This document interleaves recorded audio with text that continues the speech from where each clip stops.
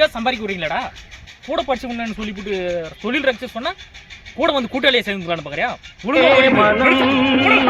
தேடுதே ஆவலால் ஓடிவா, அங்கே வரும் என் பாடலை கேட்டு. நம்ம கூட பாண்டி மாதிரி இருக்குது. ஏய் பாண்டி வராது ஏடா? ஏய் என்னடா ஒட்டுக்கா படிச்சுங்க, நீ நல்ல ஃபர்ஸ்ட் ரேங்க் கிடைக்குவேடா. ஏடா பாட்டில் பெருகின்னு கிடக்குற? அப்படியா? கடைசி பெஞ்சில் உட்காந்து நானே 15,000 சம்பாதிக்கிறேன் மாதம். 15,000மா? சரிடா பாருடா. சரிடா, மாசத்துக்கு எத்தனை நாள் வேலைக்கு போற நீ?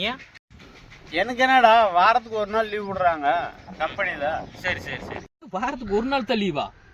எனக்கு மாசம் பூரா லீவுடா. நினைச்சா பாட்டில் பெருக்குவேன், இல்லைனா அங்கேயும் படுத்து தூங்குவேன். நானே ராஜா, நானே மந்திரிடா. இதில் போய் என்னடா வருமானம் வரும்? இதுலையா ஒரு வருமானம் இல்லை, ஒரு 1500 ரூபா சம்பாதிக்கும்டா. மாதம் ஃபுல்லாக 1500 ரூபா வச்சு நீ என்னடா பண்ண முடியும்? குடும்பத்தை எப்படி இது பண்ணுவேன்? மாதம் 1500? இந்த கீதே பாட்டில் எடுத்துன்னு போய் கடையில் கொடுத்தா 10 ரூபா கொடுக்குறாங்க. ஒரு நாளைக்கு 150 பாட்டில் பெருக்குவான். 150 பாட்டில் எவ்வளோடா? ஒரு நாளைக்கு 150 பாட்டில் பெருக்கிறான். 1500 ரூபா வந்துடுது.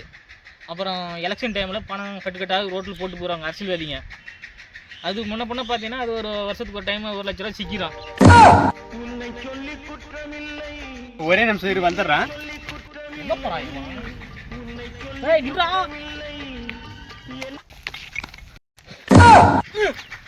டேய் டேய், என்னையும் தொழில் கூட்டாளி சேர்த்துக்கிறாடா. டேய் 10 காசு சம்பாதிக்க வரீங்களாடா?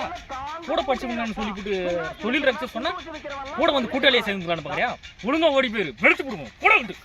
டேய் டேய் போடா டேய், கால் ஓட ஓடிங்கடா டேய். டேய் டேய் டேய் கூட்டு போடா. ஏனு கூட்டு போடா. சரி சரி சரி, கூட்டு போறடா, கூட்டு போறடா, கூட்டு போறடா.